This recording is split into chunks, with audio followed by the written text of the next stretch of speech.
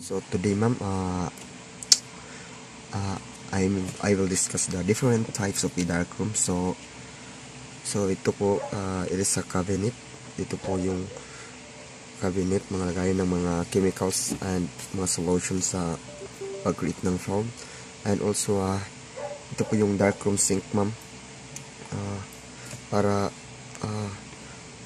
ma-provide po natin, maiwasan po yun natin yung mga chemicals na malagay sa mga photographic film. Ito, ang size po nito 25 by 48. Dito po yung front washer. Dito po tayo pagkatapos natin magpiprint, dito po tayo mag-wash. And the shelves or cabinet din. And enlarger machine, ma'am. Dito po tayo mag-enlarge ng film or photographic paper. It is and also it is a film drying cabinet, ma'am. Bali dito po tayo magpapatuyo sa film. And ito po yung kabuuang sa in-illustrate ko na darkroom, ma'am. Thank you, ma'am, and God bless.